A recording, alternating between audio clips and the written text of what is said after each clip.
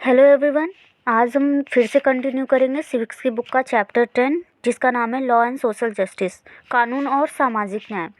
Previous video में हमने इस चैप्टर के कुछ टॉपिक्स को पढ़ा था। इस चैप्टर में भी हम उसी टॉपिक्स को कंटिन्यू करेंगे।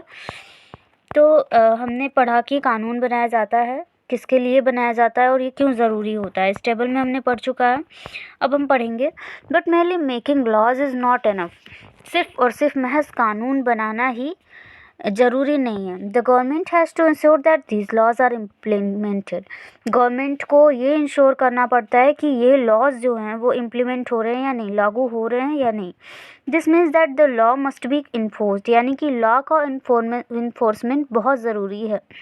Enforcement becomes even more important when the law seeks to protect the weak from the strong.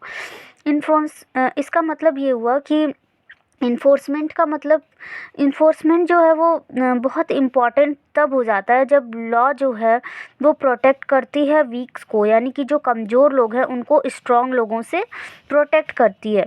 For instance, to ensure that every worker gets fair wages, the government has to regularly inspect work sites and punish those who violate the law. देखें तो law जो है या government जो है वो ये ensure करना चाहती है कि जो हर वर्कर है उसको उसकी मेहनताना, उसकी जो मजदूरी है उसका एक फेयर डील मिले, उसका एक अच्छा मेहनताना उसकी काम का उसको मिले। और जो गवर्नमेंट है वो रेगुलरली इंस्पेक्ट करे, यानी कि निरीक्षण करे उनकी वर्क साइट का जहाँ वो काम करते हैं। और अगर कानून का कहीं भी उल्लंघन हो रहा है या कोई लोग जो कानून का उल्लंघन कर रहे हैं उनको पनिश करे। When वर्कर्स आर पुअर और पावरलेस, जब वर्कर्स जो हैं गरीब होते हैं या पावरलेस होते हैं तो the fear of losing future earnings और facing reprisals often forces them to accept low wages. जो पुअर होते हैं ना, वो उनके पास पैसे की कमी होती है, तो उनको किसी भी सिचुएशन में अपनी फ्यूचर अर्निंग्स के लिए, अपने भविष्य की कमाई के लिए या फिर अपने भविष्य को सुरक्षित रखने के लिए उनको मजबूरी में कम वेजेस पे काम करने के लिए वो तैयार हो जाते हैं। Employers know this well. Employers जो काम पर उनको रखते हैं ना, वो उनको पता होता है, ये पूरी जानकारी उनको अच्छे से पता होती है कि ये मजबूर हैं और वो कम पैसे में भी काम करेंगे। तो यूज़ देयर पावर टू पे workers less than fair wages. तो वो इस पावर का यूज़ करके उनको कम वेजेस पर काम पर रख लेते हैं। In such cases it is crucial that law are enforced. तो इन केसेस में क्या होता है, जो लॉ है वो इन्फोर्स करना, यानी कि उनको अप्लाई करना बहुत ज़रूरी हो जाता है। Through making, enforcing and upholding this laws, यानी इन लॉ को बनाना, इनको इन्फोर्स करना, इनको चलाना, the government can control the activities of individuals और private companies so as to ensure social justice. समाज में सामाजिक न्याय को बनाने के लिए गवर्नमेंट जो है वो कई सारे जो इंडिविजुअल्स यानी प्राइवेट कंपनीज़ हैं जो सिर्फ और सिर्फ अपने फ़ायदे के लिए काम कर रही हैं उनको कंट्रोल कर सकती है।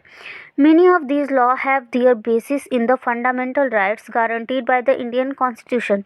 बहुत सारे लॉ जो हैं वो इस बेसिस पर हैं कि जो हमारे इंडियन कॉन्स्टिट्यूशन यानी कि भारतीय संविधान में हमारे मूलभूत अधिकारों पर बेस्ड है। फॉर इंस्टेंस देखें तो जो हमारा राइट अगेंस्ट एक्सप्लॉयटेशन है वो ये कहता है कि no one can be force to work for low wages और अंडर बॉन्डेज, यानी कि किसी भी व्यक्ति को जो हमारा राइट अगेंस्ट एक्सप्लॉयटेशन है यानी कि शोषण के विरुद्ध जो हमारा अधिकार है वो ये कहता है कि कोई किसी भी व्यक्ति को कम मजदूरी पर काम करने के लिए मजबूर नहीं किया जा सकता, ना ही उसको अपना बंधुआ मजदूर बनाया जा सकता है। Similarly the constitution lays down, और कॉन्स्टिट्यूशन क्या कहता है, no child below the age of 14 years shall be employed to work in any factory और mines engaged in any other hazardous employment, यानी कि कोई जो छोटा बच्चा है जो कि 14 साल से कम है उसे काम पर किसी भी फैक्ट्री में या किसी भी खादान, माइंस मीन्स की जो खादाने हैं उसमें भी काम करने के लिए उनको नहीं रखा जा सकता। ऐसे जो खतरनाक काम हैं उन पे इनको नहीं रखा जा सकता है। How are these law played out in practice, और ये लॉ जो है वो कैसे प्रैक्टिस में आ सकती है. To what extent do they address the concern of social justice. These are some of the questions that this chapter will now go on the explore. तो इस चैप्टर में हम कुछ इन सारी चीज़ों को पता लगाने की कोशिश कर रहे हैं. According to the 2011 census, over 4 million children in India aged between 5 and 14 work in various occupations including hazardous ones. तो 2011 की जनगणना के अनुसार अगर देखें तो 40 लाख बच्चे जो हैं इंडिया में, जो कि 5 से 14 साल के बीच के हैं, वो वर्क कर रहे हैं बहुत सारे ऑक्यूपेशंस में जो कि बहुत ही ख़तरनाक हैं. In 2016, Parliament amended the Child Labour Prohibition and Regulation Act 1986. यानी कि 2016 में हमारा जो संसद है उसने अमेंड किया है चाइल्ड लेबर को प्रोहिबिशन एंड रेगुलेशन एक्ट 1986 में, जो बैन करता है चिल्ड्रंस को काम पर रखने के लिए जो कि 14 साल से कम के हैं, end of adolescents 14 to 18 years in hazards occupations and process. और 14 से 18 साल के जो बच्चे हैं उनको ख़तरनाक कामों पर न रखा जाए. It made employing these children और adolescents a cognizable offence.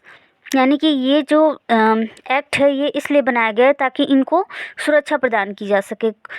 Anyone found violating the ban must be penalised. यानी कि जो लोग इस लॉ का उल्लंघन कर रहे हैं, जो कि मतलब छोटे बच्चों को काम पे रख रहे हैं या फिर उनको ख़तरनाक कामों में लगा रहे हैं, तो उनको अगर ऐसा करते हुए पाया जाता है तो उनको जेल भेजा जाता है 6 मंथ्स के लिए, 6 मंथ्स से लेकर के 2 साल तक, या फिर उनको 20,000 से 50,000 रुपये का जुर्माना लगाया जाता है. तो हमारी जो सेंट्रल गवर्नमेंट है वो गवर्नमेंट जो है स्टेट गवर्नमेंट को इन प्लान्स को आगे बढ़ाने के लिए और उन लोगों को रेस्क्यू करने के लिए, उन चिल्ड्रंस को जो कि अभी भी काम कर रहे हैं, ये बनाई गई हैं. एंड ऑनलाइन पोर्टल, एक ऑनलाइन पोर्टल है जो pencil.government.in है. Platform for effective enforcement for no child labour, PENCIL, has become functional in 2017. ये 2017 से हमारे यहाँ काम कर रही है. ये जो लॉ है प्लेटफॉर्म फॉर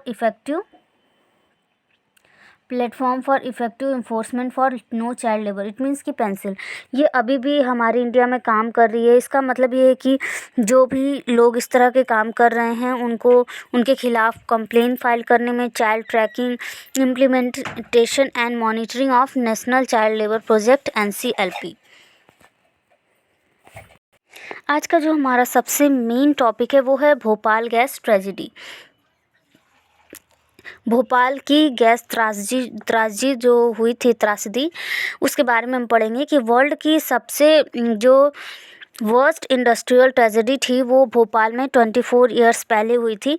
यूनियन कार्बाइड एक कंपनी थी, अमेरिकन कंपनी, जो भारत में जिसकी फैक्ट्री थी भोपाल में, वहाँ पे बहुत सारे पेस्टिसाइड्स जो है वो प्रोड्यूस किए जाते थे. At midnight on 2 December 1984, methyl isocyanate यानी it means MIC, a highly poisonous gas started leaking from the UC plant. बता रहे हैं कि जो मिडनाइट थे यानी कि बीच मध्य रात्रि में क्या हुआ, 2 दिसंबर की मध्य रात्रि को 1984 में मेथाइल आइसोनाइट यानी कि जो बहुत ही पॉइजनस गैस थी वो उन UC प्लांट से यानी कि यूनियन कार्बाइड प्लांट से क्या हुई, लीक होने लगी. तो ये एक दी हुई हैं अजीज़ा सुल्तान, जो कि सर्वाइवर हैं. वो बता रहे हैं कि 12:30 बजे मैं जब उठी, मेरा बच्चा बहुत ही कफ से बहुत ही रो रहा था और हाफ लाइट मतलब आधी मतलब रोशनी थी उसमें. मैंने देखा कि रूम जो है वो पूरी तरह से धुएं से, सफ़ेद धुएं से भर चुका है. और उन्होंने बहुत सारे लोगों की आवाज़ें सुनी जो बहुत तेज़ी से चिल्ला रहे थे, भागो भागो. देन आई स्टार्टेड कफिंग, मैं भी खांसने लगी. और फिर with each breath seeming as if I was breathing in fire. और वो बता रहे हैं कि हर एक सांस के साथ ऐसा लग रहा था जैसे कि वो आग में सांस ले रही थी. मैं आइज़ वर बर्निंग, और वो बता रही थी कि मेरी आंखें बिल्कुल जल रही हैं.